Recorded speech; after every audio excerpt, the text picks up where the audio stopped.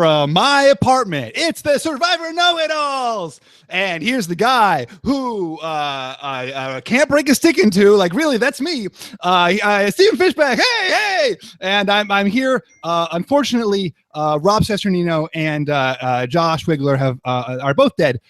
Terrible news for their families, but wonderful news for us. We have Tyson Apostol here, someone who's actually won Survivor, talking about Survivor. Woot woot! How often does that happen? Only like a few times. It could only happen like 33 times a year. Yeah. If it was once a time. So yeah, that's right. But like you could also do it every time, so it could happen, all the time. Yeah, but I think I'm going to be a disappointment compared to Rob and Josh Wigler. Yeah, I mean that's a low bar, so don't worry. Yeah. I'm sure you'll cross it. Okay, good. Yeah. How are you? It's been a while since we've talked. I know, it's been too long. I have you on my speed dial and everything, and I just never push that button. Yeah. Wow, this is kind of an. But you can also call me too. Yeah. That's the thing. Okay. I'll think about it. So what'd you think? What'd you think the first episode, Survivor? You're excited to be back here. Yeah, I'm excited. I thought it was a good episode. I actually liked the premise more than I thought I would. Yeah. I like it more viewing it than on paper. Why? What's the difference for you between Millennials versus Gen X on paper versus on the show? On paper, it just doesn't flow. It doesn't rhyme. Yeah. It's not like a common saying that people say all the time around town. Blood versus water also doesn't rhyme, and it's not a common thing. But that's a little more common. I've heard the phrase blood versus water. Yeah, you probably hear it all the time now. I remember you. Yeah, I hear it all the time. It's like a day doesn't go by where I don't at least hear it in my head. Yeah. And but watching it play out and the attitude, it really is different. There is a different style and approach to life, I think, that is hopefully going to make the whole season fun. So you felt like the tribes really embodied that sort of difference of like the Millennials. They're the ones who are they're carefree. I think both tribes at least accepted the title and accepted the challenge. And the Gen X guys were like, we used to be the slackenest generation around the town, but now these Millennials, they get a trophy for everything. Yeah. And we're really going to sock it to them and teach them how to work hard. Do you think part of that, though, is like when you go on to a season called Millennials versus Gen X, you've got to like play it up. Like you become that person. Yeah, I think that is true, but I think that the title created the rift in the tribes already. What about you? You're obviously a Gen Xer in age, but sort of a millennial in spirit. You also don't like to work hard for things. I think so, and I think that's what's going to be interesting is to see if the Millennials, since none of them are going to be willing to work hard for that. Yeah. If anything gets done, because I know when I go out on Survivor, I at least try to appear like I'm helping. Yeah. And I think that's the key. But if all 10 people are trying to appear like they're helping, nothing's going to get done. And eventually somebody's going to figure it out. I feel like you're sort of the Zeke where you seem very like chill and carefree, but you're actually like the survivalist expert. Like on Tocantins, you basically taught me to make fire. You were certainly, you were out there like doing wilderness things. Yeah, and I think body type wise, me and Zeke are also. You're both tall, willowy, willowy Billy hairless men. Yeah. Yeah. No, but it's one of those things like Survivor. I wasn't making fires before Survivor, but you just get out there and some people have a knack for picking that stuff up or in the moment and realizing the necessity of doing that, they do it. Right. And I think like Zeke embodied that whole idea in that moment of making fire. He was like, I did it and I'm kind of the leader now. So was that a mistake for him to like, to be clearly like no shelter was getting built if Zeke didn't build it. Like if you're in that position though, are you still like, I guess we're sleeping on the ground tonight again? I would be. Yeah. Well, the villains too, right? You guys were famously terrible at camp life. Yeah. It's because everybody wants to lead without doing any of the work, and nobody is really an expert in the field, but Survivor is a weird thing. And I think the people who build the shelters for everybody else, that's a huge strategic mistake. Yeah. It never goes well for the person who builds the shelter all by themselves. Well, let's talk about the Gen X tribe, because there you got a tribe full of builders, and that's obviously the big news tonight. The headline of the night is Rachel voted off the Gen X tribe. Spoiler alert: if you're you haven't watched the show, you should not be tuning in here anyway. Was this the right move? Was this the right move for them? It came down to David and Rachel, and I feel like it was the wrong move. I think it should have been David, but they were nervous about a hidden immunity idol. So leaving David out of it, assuming he has an immunity idol, could be a smart move because he was nervous enough he would have played it. And but if you look at it, David wants to be strategic. Yeah. He wants to make big moves. He wants to play the game. You don't leave a guy like that in the game, especially when he's on the outs, because the second the merge hits, he's jumping ship. Right. I mean, they didn't split the votes, though. If they were really worried about an idol, they certainly had the numbers to split the votes. The only person who voted for David was Cece, who wasn't in on anybody's plan. Yeah, they split the votes on Cece and Rachel. Right. So they weren't they weren't trying to flush David's idol out there. No, David's plea might have gotten to him enough where he promised those people his loyalty, which I don't know why you'd fall for that, but it's their first time playing. Yeah, I think that does come into it, right? It's like, you say, I would get rid of the schemy guy first, and if he's not on my side, right. But they're thinking I can't live another moment out here with Rachel. That was the sense I got from Rachel. Correct. Was that she was really annoying, and that's what's hard. Yeah. Especially your first time, you're like, I'm discovering this really cool experience. I'm doing this awesome thing that I never thought I would do. And this girl, I can't stand another minute of her. Yeah. And that's, more often than not, it's the annoying person that goes first. Yeah, exactly. I think that's a pretty typical. Yeah. Time and time again. The only time that doesn't happen on a regular basis is returning seasons. Yeah, when it's some crazy Vetus goes first because everyone's exactly. Terrified of Vetus. Correct. Go ahead. Sorry. Oh no, so that's what I was going to say, and it came down to those two, and it didn't look like Rachel was even really fighting for her spot, and David at least begged to stay there and let everyone know that he wanted to be there and that he loved having the chance to be there, and Rachel was kind of like, it feels like I'm left out of everything. Yeah, that scene of her and Cece, is that Cece? Yeah, Cece. Of them standing on that cliff, just looking out over everyone, totally talking past each other. I love that. No one is communicating. They're not talking to each other at all. They're just watch. It's I don't know. It seemed some deeply profound. Yeah, but and in my mind, I'm screaming, go down there and get in the conversation. Yeah, why not just walk down and say, what are you guys talking about? And David did that. That's what I liked about David. He did that. Oh, it's so funny. For future Survivor contestants, there's two things you don't want to do. You don't want to overplay early like David did. Yeah. And you don't want to be the most annoying person on the tribe like Rachel was, because those are your two biggest chances of getting out of the game first. So obviously, the elephant in my room is that David's narrative was very similar to my narrative, right?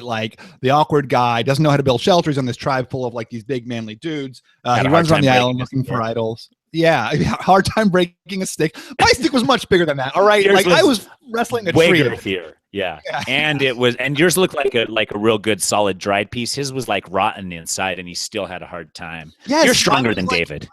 Thanks. Thank you. Thanks. Yeah. And so then he runs around looking for idols. What's he, if you're David and you're freaking out, shoot, everyone's out to get me. Is there any argument to be made that you should be running around looking for idols? Yes, you should. Yeah. But if you're only paranoid, no.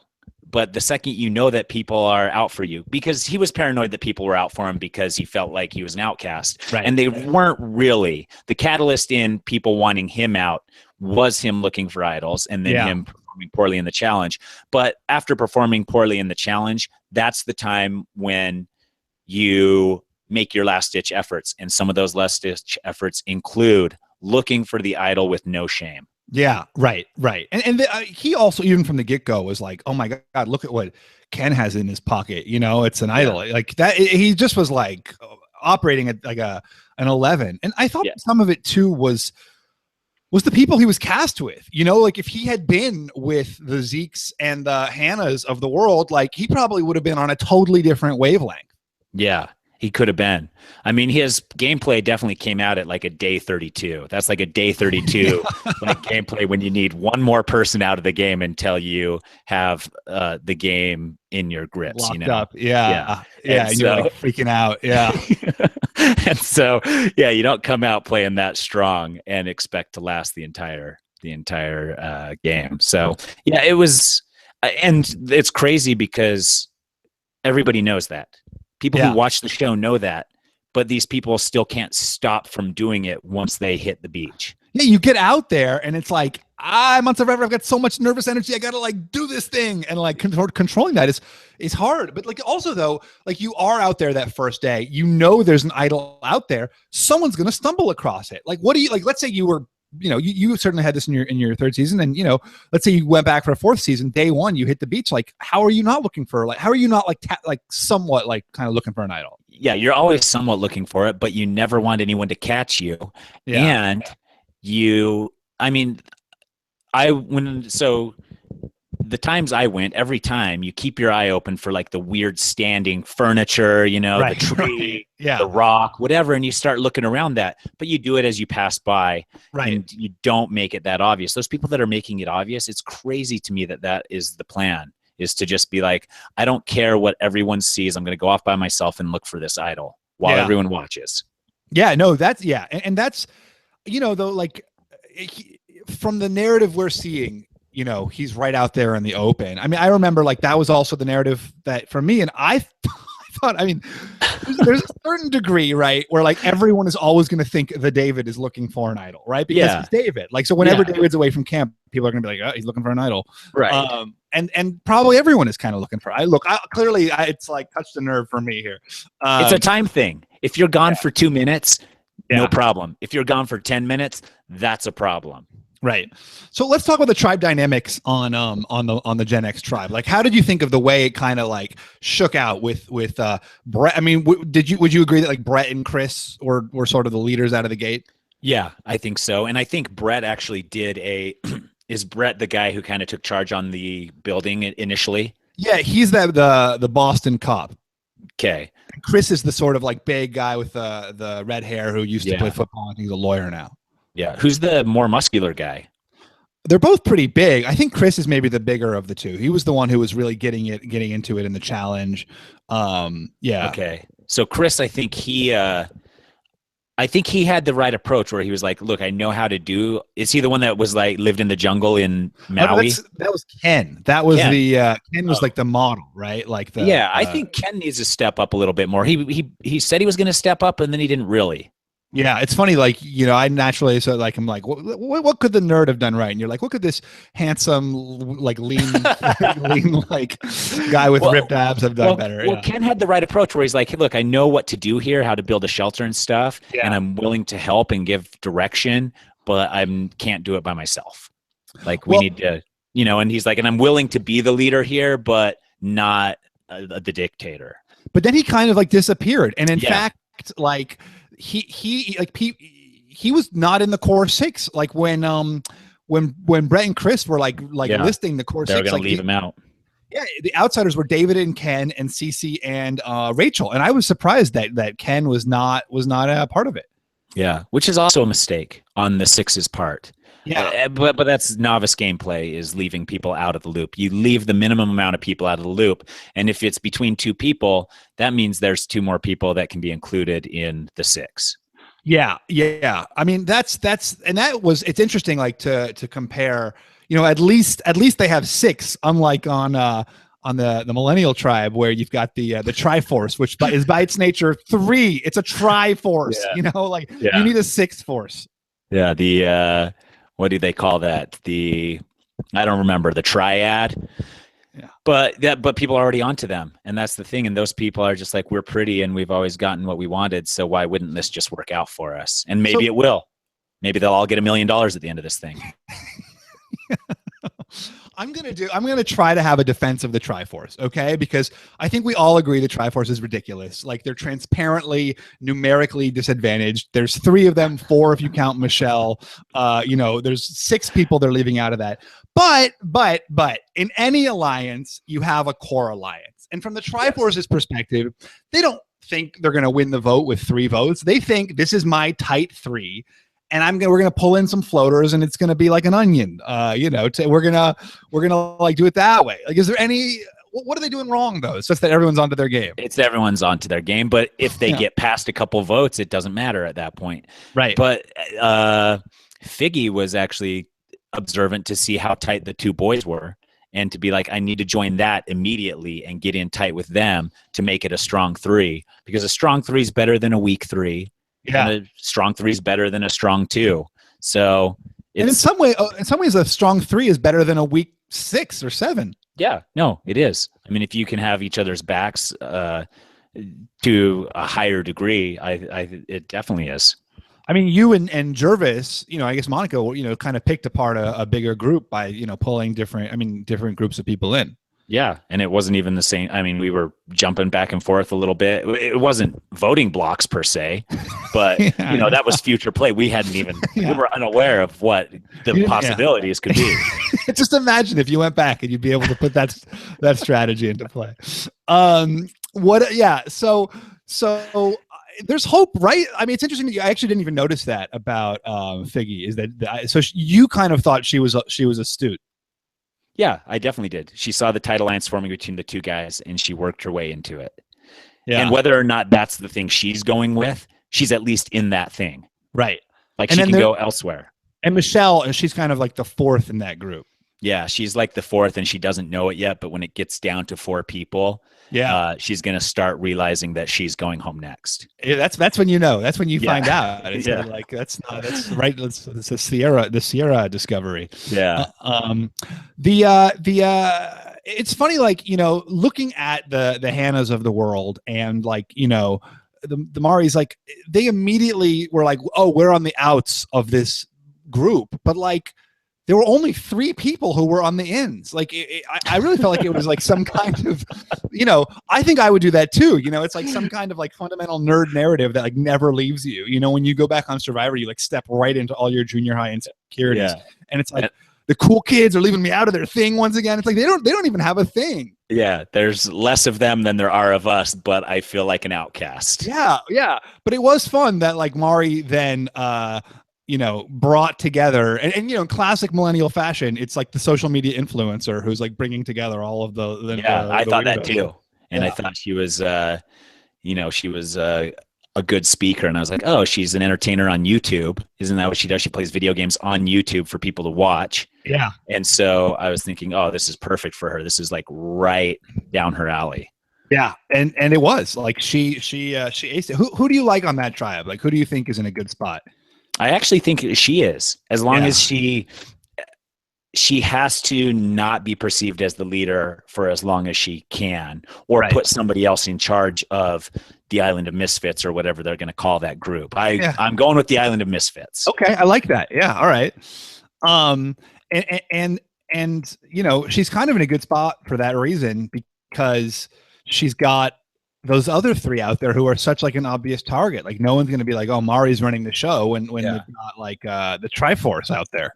And also Mari does seem cool enough that if she had to, she could work her way into the Triforce. Yeah. I was surprised actually that Mari was like, like that Hannah was like, oh, Mari's an outcast. I was like, I was surprised that like, and Mari self-identified as a misfit toy, or Island of Misfits, I kind of expected her to be like with the cool kids.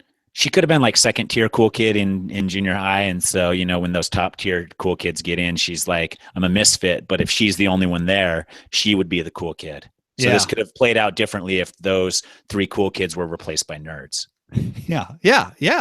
It's really true. It's crazy like how much those archetypes play out. Who else? What do you think? We talked about Zeke a little bit.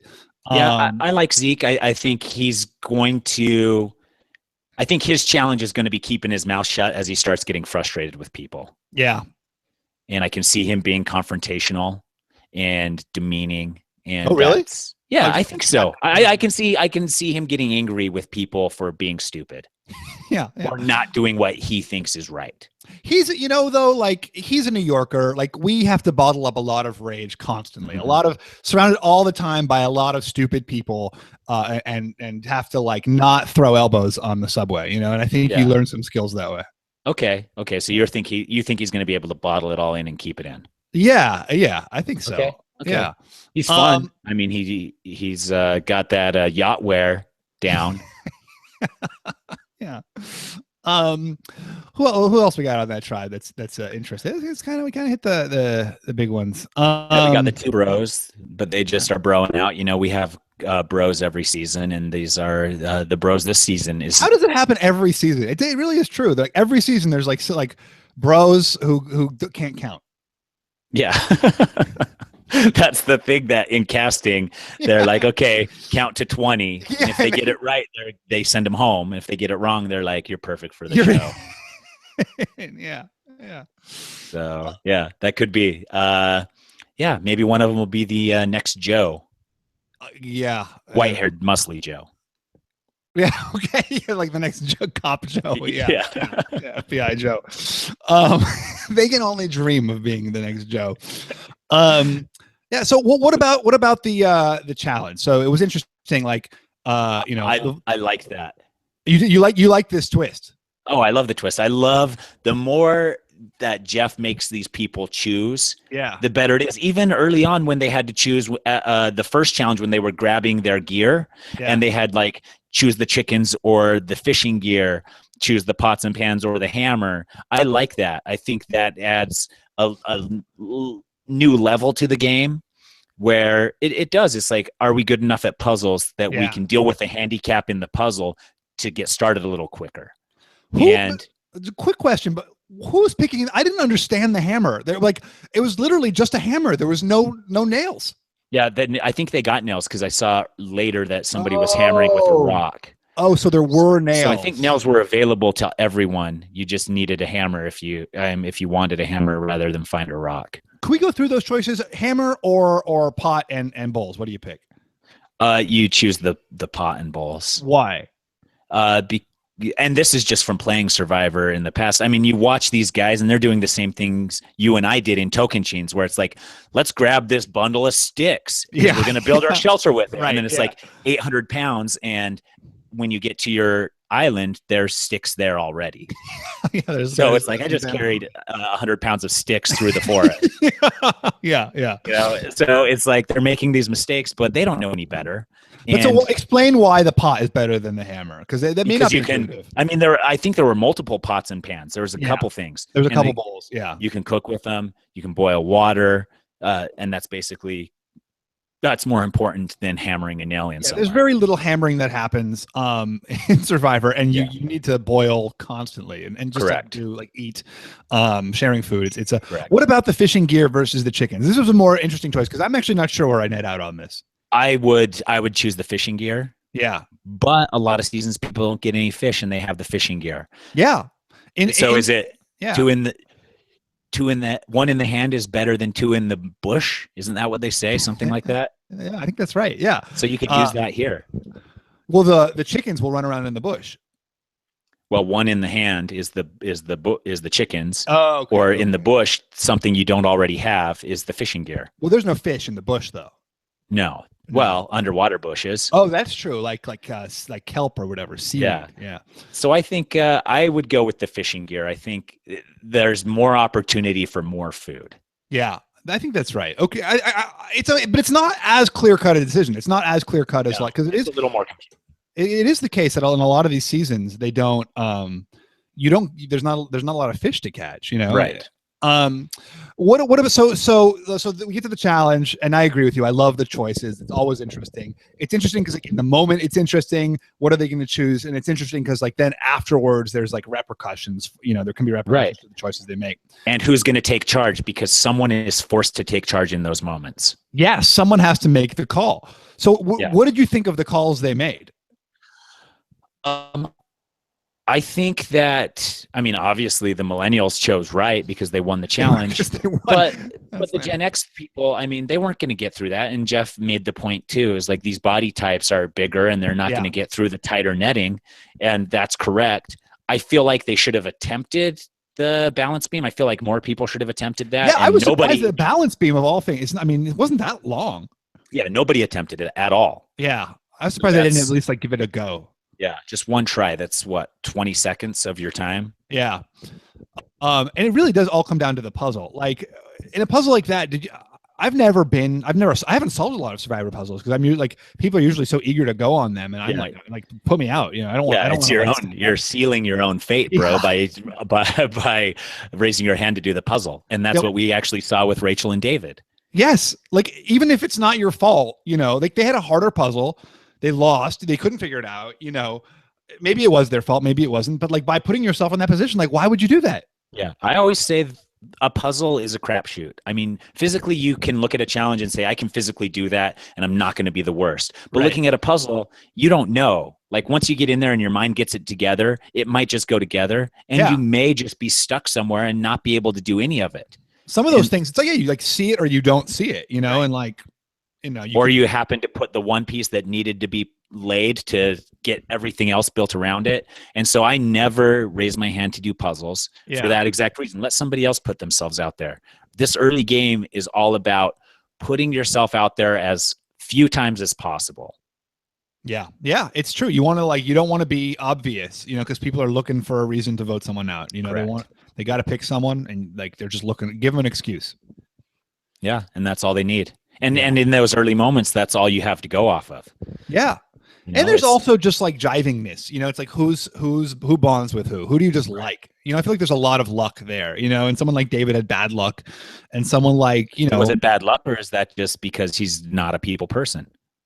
I bet if David was with, like, you know, Hannah, like they're going to get along. Like they're both like, you know, anxious comedy people, you know, versus like who can he bond with when it's like freaking Chris and Brett over there? Yeah, they could have been the Max and Shireen of this season. Yeah. So what about the storm? You know, were you a fan of the storm? Did they do that? No. What did you think? Well, that was crazy. I couldn't believe that. Super crazy. And it shows you, like, because Survivor does not stop for anything. Yeah. Like nothing. And then they said that. And I've sat through some miserable storms. You've sat through even worse storms than me. And I would have loved for them to come and be like, hey guys, we got to take you out of here for a second. I know, that's like a best case scenario. Although looking at the boat on that water, that must have been a scary boat trip. Yeah, I'm sure it was. Yeah. But in the moment too, you got to be like, well, am I the worst swimmer here? I don't think so. So I don't think that's how drowning works. It's not like a bear attack, you know. Well, you can use the others to climb up to the top. That's what I'm saying. And the weakest person is going to be standing on the bottom of the ocean, holding everyone else up. No. I think you may be right. I think you're right. That's absolutely how it works. So you don't want to be the bottom. Yeah. So it just makes Survivor look real, and they only have an hour and a half to show everything, and it still does not do it justice. But you know, they showed. And it destroyed the shelter. Like, I don't think I've ever seen that. I mean, it wasn't a very good shelter, but it still destroyed it. Trees down, everything. You know, it was definitely serious. Yeah, it was. That was crazy. I mean, they've never given them a tarp, let alone evacuate them. I wanted to see where they went. You know, it's like they disappeared and they reappeared. And I get it. Like, you don't want to waste too much time, but I read somewhere, and it was either EW or something like that. So it's a reputable source. Yeah. They put them in a naked, like whitewashed walled room. Naked? Like just like no furniture, nothing. It was just like a blank empty room per tribe, and they waited it out there in lockdown. So they weren't even talking to each other. Correct. And so they were two tribes separated, still like to have a freaking, you know, warm floor to sleep on when you're on Survivor. That's like the ultimate. That's like winning a reward. Yeah. Yeah. And to not have to talk to people. Yeah, it's crazy because it's like being a have-not on Big Brother, but it's like the king's reward on Survivor. God, Big Brother's so easy. crazy. It's long though, like 100 days. Oh my goodness, dude! Yeah. Who has time for that? Who has time for that? A millennial, probably. Yeah. They're not doing anything with their lives. Yeah. What do you think? Anything else we should hit, or should we get into questions? You got anything else?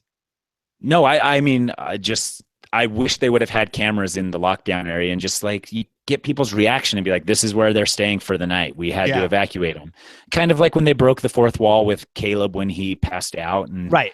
And I think that would have been a perfect opportunity to show how rough Survivor really can be.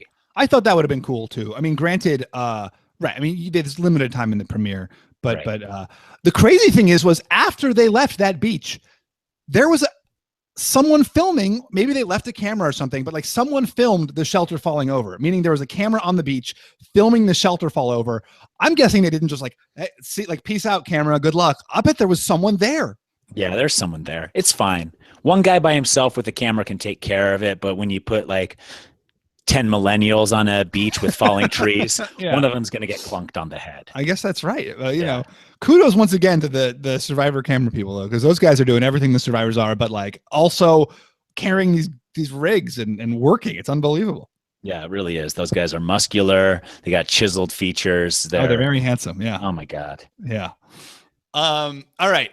First question comes from My Opinion Matters. We'll see about that. Yeah, if David can make it to a swap, isn't he in the best spot to get pulled in by the Millennials?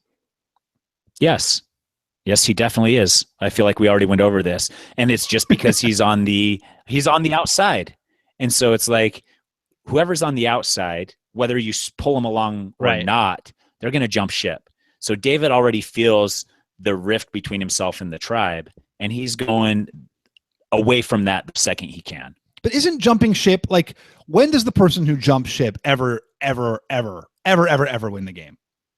Not very often, but if he can further himself one position in the game or last 3 days longer, it's still worth it.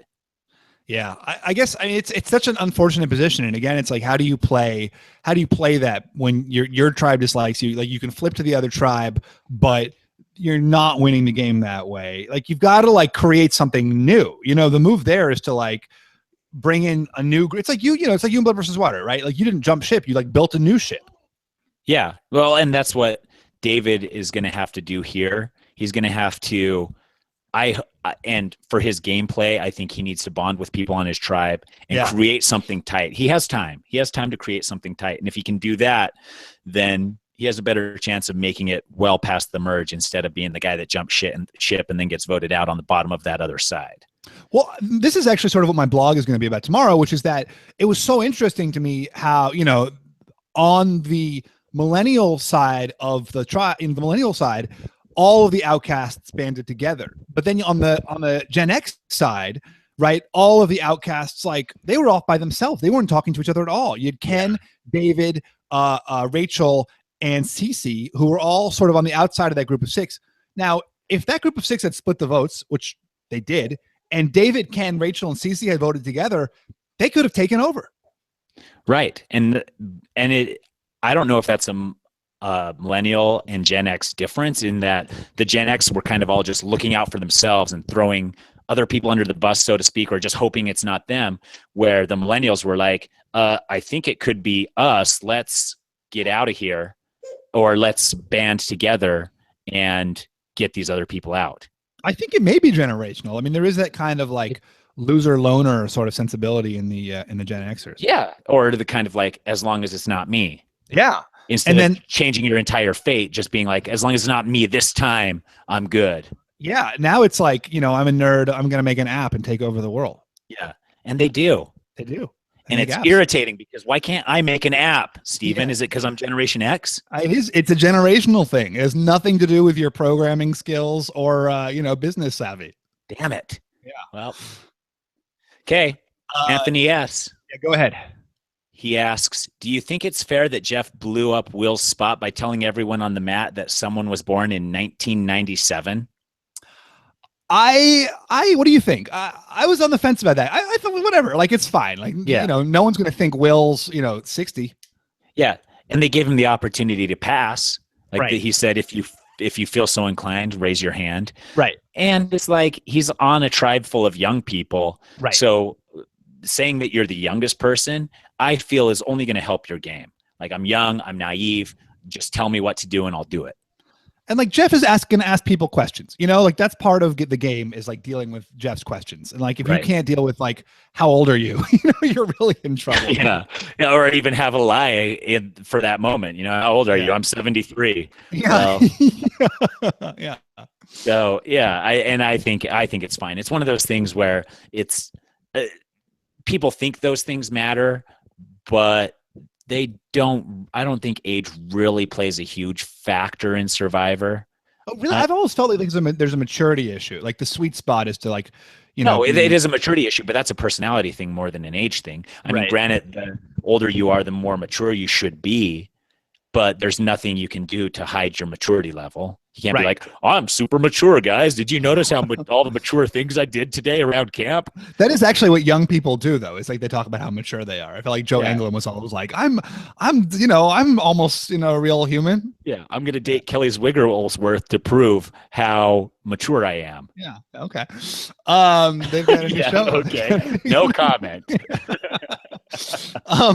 Johnny DeSilvera wants to know, which puzzle would you two have chosen to work on? I think we would have both chosen to work on the puzzle with the least amount of pieces. Yeah, I mean, any Gen X with any type of savvy would choose the least amount of puzzle pieces. Even I would have even chosen the one with less, because both of them, one chose the middle and one chose the large. Why not we choose the smallest, you and I, Stephen, and we win this game just us two together? Smoke them if we had the smallest one and we didn't even have to run the previous challenge. Oh my God. And we got to stay in a hotel and tell right before we had to do the puzzle. Oh my God. And we had like coffee during the puzzle. Oh, so nice. It would have been so good, dude. They wouldn't have known what hit them. What does Katie Beth Austin want to know? She says, is Jessica going to be the first medevac of the season from double pink eye? And then Amanda Fallon also has, doesn't Jessica's eye infection look like the start of every zombie movie? What was your take on the pink eye? I don't know. I mean, she had a pretty detailed explanation as how she got it, but I don't know that that's necessarily true. It could be from feces, could be from a lot of different stuff. And generally pink eye is from fecal matter of some sort. So you're right. Like, it's not like usually from sand. Like, you don't usually get a contagious thing from sand, do you? Like, I felt sand is pretty, yeah, not that I know of. It might have been from like, you got to be careful with your, I would see some people, I'm not naming names, but they would go to the Douceteria and they would come back and Survivor gives you very few things, but one of the things they do give you is disinfectant for your hands after you do some things. And so not everyone would go to the disinfectant after they came back from crazy. Coconut Grove. And then also you have the ocean right there, and a lot of people don't know this, or probably everybody does, but salt will kill a lot of those germs as well. So if you can go scrub down real good in the ocean, that is also something. I mean, granted, the big storm is going to stir up a lot of germs and kick things around. And it's unfortunate that she got pink eye, but Bob Costas was able to get through an entire Olympics with double pink eye. Is that true? Yeah. Don't you remember not this Olympics, but the last one? No. He had, oh my gosh, you got to Google it, dude. Yeah. Yeah. He was, but he wasn't competing. No, but he was broadcasting every night with double pink eye. Oh, I bet. How did the ratings do with that? I think they went back to standard definition and then did like a wide zoom. So, really? Is that really what they did? No, because that's gross. Yeah, it was really gross. Yeah, I would do that. I would blur his eyes. Yeah, it's probably worse. Maybe. I mean, sunglasses would have been like a Roy Orbison cool movie could have done. Or like, some of those glasses where he had those, like the big eyes inside. The big eyes on the outside, like big gorgeous eyes. Yeah. Yeah. That's eyelashes, the whole thing. I like it. Yeah. Okay. B. Sarpong also wants to know, or do they plan on giving Jessica ointment for her pink eye behind the scenes at all? We're really the wrong ones to ask. We are the wrong ones to ask. I wouldn't doubt it if they do, but pink eye is one of those things that doesn't just go away. Is that right? I've never had pink eye. I've had pink eye before. Was it from fecal matter? I got it from someone else. So a buddy of mine had it, and he was like, "No, it's not pink eye." And we were like, "Bro, I've seen pink eye before." And then it was like a whole outbreak amongst all my friends, and we blame him, and he still maintains to this day that the pinkish, goopy goo in his eye was not pink eye. That then like was caught by everyone he knew. Yeah. He still maintains that everyone got pink eye, but it wasn't because of the thing he had, which was different. Okay. So it's one of those things that there's probably like eye drops or something for it, but it's still going to take a while. We're going to see a few more episodes with this pink eye problem.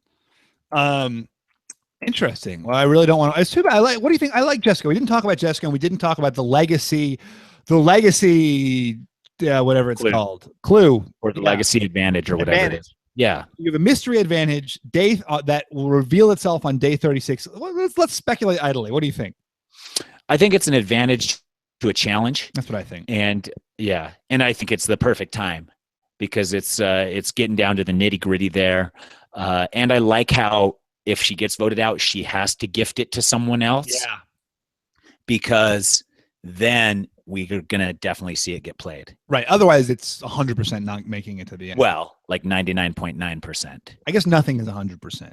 Yeah, nothing. So, yeah, I like the in theory, but it also depends. I mean, it's a fine line between giving someone too strong of an advantage or not strong enough. Right. And so we'll see how it plays out. But so far, I like it. It's interesting though. Like, I'm curious how they're going to do the pass off, because if the pass off is like a public thing, then, which I kind of hope it is, it has to be. Does it have to be done? I mean, are they going to come to her and be like, "Hey, you're getting voted out tonight. Who are you passing your thing to? Do it now." It could be after they get voted out. Like suddenly, like that person like finds it in their bag the next day. That could be. I was just thinking that it was going to have to be made public. I mean, presumably they're going to make it public because that's much more interesting, right? Suddenly there's a whole new dynamic of like, this guy's got the legacy advantage. Like, I want to be his friend, and because I want to get the legacy advantage. But I want to vote him out. I want to be his friend, but I want to vote him out so I can get it. But also voting them out doesn't remove the legacy advantage from the game, which is interesting. Like, if you blindside someone with an idol, that idol's gone. Like, well, that's what I'm saying. Yeah. You want to befriend them and then vote them out at day 35. So then the legacy falls into your lap. Yeah, you need to like get that person blindside without them knowing it was you who did it. Correct. Yeah, man, that's it's interesting. Like, but if it really could spur some unique gameplay. I like that. You know, I like the level of the format twists that they're playing with these days. It's like little tweaks that aren't like big things, like the Medallion of Power, which was like overpowered and kind of ridiculous. We're gonna see a little bit different gameplay as that nears, but it's not going to give someone the opportunity to change the entire game in one fell swoop. Are these tribes evenly matched? Like, thinking of the Medallion of Power reminded me of like Survivor Nicaragua. You had the older and younger tribe, and it was ridiculous, right? You had a tribe of like athletic young people and a tribe of like, you know, decently fit but not athletic young people. And you know, no surprise the young people smoked the older people. Like, what do you think of the balance here? It's too early to tell, but I feel like people my age can definitely compete with people in their 20s, and it's just finding the right mix and match. And a lot of millennials, we know how lazy they are. They're not going to go to the gym and work out a bunch. I mean, they'll take pictures of themselves doing yoga for their Instagram, but they're not doing much yoga besides that. Just the Instagram yoga. Just the Instagram yoga on the, you know, with the view behind it. So I think, I would hope and I would love to see the Gen X compete with these guys and hand it to them. And in the hearts and minds of the Gen X, that's all they want to do is teach these millennials a life lesson. Who are you rooting for as a tribe? I always root for the underdog tribe, dude. Which is the Gen Xers. Which right now is the Gen Xers. I'm rooting for them too. I like it. Yeah. I mean, you and I are both Gen X. We're classic Gen Xers. Yeah. You know, classic. We remember Cindy Crawford and Pepsi. Do people not remember Pepsi? Well, together with Cindy Crawford. Oh, okay. Okay. I thought those were two separate things. Yeah. No, they're one thing. Yeah. Okay. But a lot of millennials won't know they're synonymous. Yeah, that's true. That actually, you know, it's funny they didn't mention that because that's the big generational divide. See, I'm glad we're on the same page. Yeah. Should we get to Allie's question Yeah, here? yeah. So Allie asks, does Stephen Fishbach have any advice for David to defeat that stick? I do. Throw it in the fire. You know what? If stick wants to fight back, burn it. Well, what about all the CO2 emissions? Oh, that's no good. You're right. Yeah. Well, you plant a tree then, right? And that does it. So burn it and then plant a tree. Yes. Yeah. Correct. All right. Rel wants to know, is it a good idea to wake a bat during the daylight? I think bats are only kind of in standby mode in the daylight, so you can disturb them a little bit. They're fine. Bats are fine, guys. Anybody who's scared of bats hasn't been around bats. They're terrifying. They're scary. I think the bat they showed on there was like a flying fox, and I think they're generally harmless. Whoa, foxes can fly? Well, it's a bat that looks like a fox. Oh, I see. Okay. Yeah, believe that. What is that, Edward Morris? Well, I want to know. Why did they vote CC and not David? Yeah, why did they vote CC and not David? I think David's plea. I think it helped him, the loyalty thing. Plus, I think if you think someone has an idol, to keep all the votes off of him if you can is a good way to go. If you can scare him into using it and not actually have anybody vote for him, that's not bad. Yeah. What do you think? No, I think you're right. But I just don't see why. Right. I think you're right. Yeah. Like, and why? People will convince themselves that he has the idol, right, and then they'll convince others that he has the idol. And it doesn't matter if he does or doesn't. Now he needs to use that to his advantage. Right. And they didn't actually. Cece seemed shocked that she got votes. She was not expecting that. And I wasn't expecting it either. I thought it was between David and Rachel. It was interesting that they didn't even make CC a thing at all. In the classic Survivor slip, man. Yeah, it was. I liked it. Eric Laval wants to know, Taylor and Jay, who's the Eddie and who's the Reynold? You're gonna have to field this one because I don't even remember enough about Eddie or Reynold. I think Jay is clearly the Reynold and Taylor is clearly the Eddie, right? Taylor's a little bit love struck with the big flirt Figgy, just like Eddie and Andrea had their thing. Reynold is a little more savvy one. He's got strategic chops, just like Jay kind of seems to have his head screwed on a little bit tighter than Taylor does. And certainly in the preview for next week, we see Taylor going head over heels and Jay not having it. Yeah, that could be the end of the triad. Yeah, love comes between people. It's a classic story. It really is a classic story. It never gets old, and that's why Survivor's been on the air for so long. It really has, and it's successful too. Yeah. Darren Bucator wants to know, Jamie from Guatemala has been the long haul reigning, undisputed, most paranoid player ever. Will David take his place? Really? What about that Stephen Fishbach guy from I was not that paranoid. Chance. You know what? Calm down. Okay. What about Monica when from they're out to Blood get you? Water? Yeah. That's true. It's not paranoia if they're out to get you. You're right. Yeah. You're going to have to answer any of these historic ones, Stephen. I actually have never seen Guatemala, so maybe. I don't know. Yeah. Pass. Yeah. Okay, Eric Lavelle again. You need some lumberjack work done, but only have $5. Who do you hire, Stephen or David? I don't know. Neither. You hire if you have hire a lumberjack. The second comment may help with that. Yeah. Poet Stephen Fishbach writes, that's completely unaffiliated and attached with you, right? Or are you running this account? I consider them all. We're all like a Twitter family. Okay, like a trinity where you're all one but all separate. Yeah, I would call us a tri-four. Oh, well, you've got some Twitter lookalikes. Yeah, and I embrace all of them. Yeah. So Poet Steven says, wow, didn't David make Steven look like Joe Englam out there? That's the narrative I like. That's the one I prefer. Is the one when it's not like, oh, look at those two, they're the same. It's like, oh my God. But you know what? I had a lot of sympathy. I do think it was probably a very similar thing. Where it's certainly degrees of the same thing. Yeah, no, I like it. I mean, and I think the only reason they probably included that stick narrative in the show is because you had the first stick narrative, the battle versus Steven versus the stick, the great clash of 2015.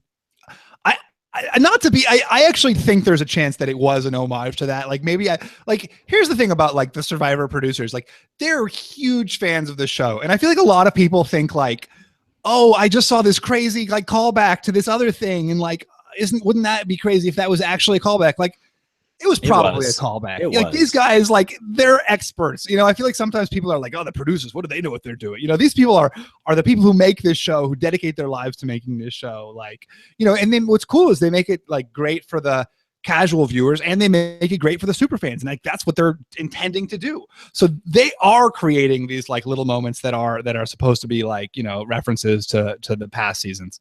Yeah, no, I think so. I hope that one day they reference something I did. I don't see the point.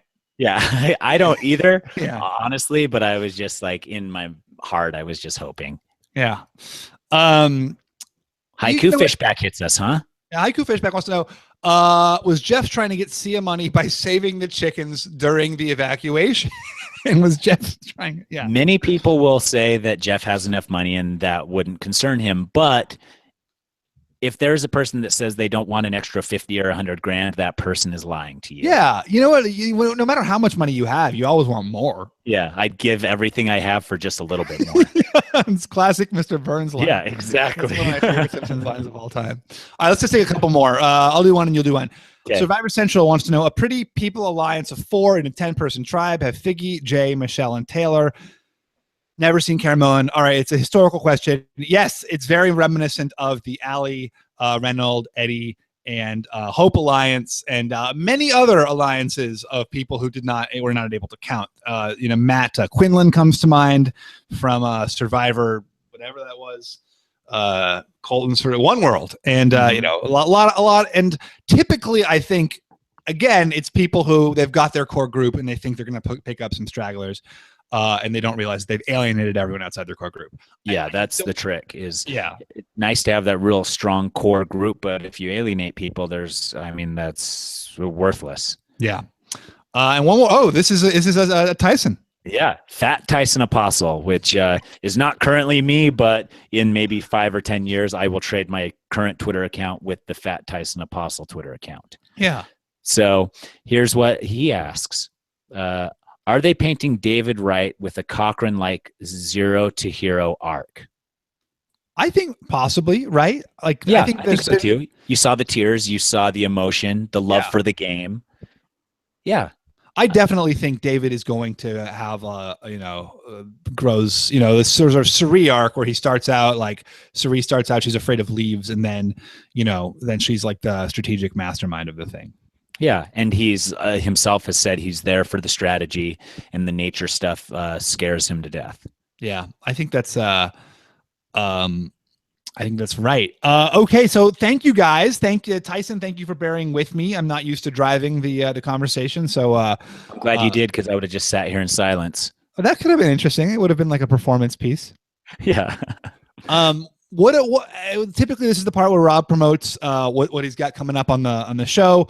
Rob's got some great stuff coming up for you guys. Don't really know what it is, but you should check it out. I'm sure it'll be fascinating. It's going to be really good. I think he's got a recap tomorrow with Michelle, actually, which is pretty cool. I'm curious to see what she has to say. Yeah, and he's currently at the Big Brother finale, so that will be interesting. That's why he couldn't join us today. Wow. And well, he really wouldn't have joined us today. He would have just joined me. Joined you, and I would have not. I mean, I was third string anyways, but I performed okay. I think maybe. Yeah. I think we're ready. If I do a couple more of these on my own, just some run-throughs in my basement, hopefully I can be second string and push Wiggler all the way out. I think you should practice. I have been. Yeah. It's like, what you got anything? What's follow Tyson at Tyson Apostol on Twitter? Anything else that you got coming up? I'm Tyson Apostol everywhere. So and I have stuff coming up, but it's not a big deal. I do the News AF every Tuesday. News AF. Any big news this week? There's always big news. I mean, the Corey Feldman thing was that was something. What a time to be alive, you know. What a time to be alive. Gosh, I mean, we should. I'm curious. Wow, yeah, that was a thing that happened. Yeah, it was a thing that happened, and I wouldn't be surprised if he doubled his Twitter following. For how heartbroken he was from the backlash he got from that video, I'm certain he got a boost. Was he upset about it? He was very upset about it.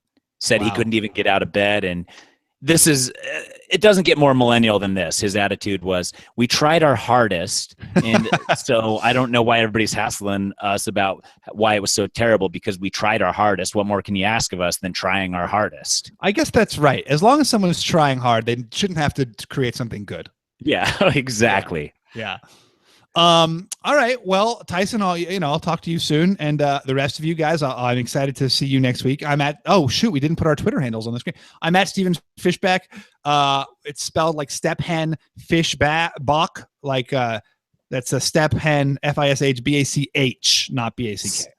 Stephen. Step hen. Yeah. Step hen. Okay, I get it. And I'm Tyson Apostol, at Tyson Apostol, but if we're gonna do the pronunciation wise, it would be at Tyson Apostol. Apostol. Yeah, that's how people with an A at the end. Well, it's an OL at the end. Yeah, that's what I always thought. Apostol. Apostol. Apostol. Okay. Yeah. All right. Thanks, guys. This was fun. Yeah, we had a great time. Stephen, we'll have to catch up with our personal lives at a later time. But we could just chat now. Well, we can.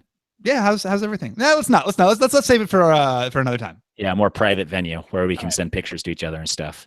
Cool. How do I turn this off? How do I stop us recording? It might already be stopped. Scott. No,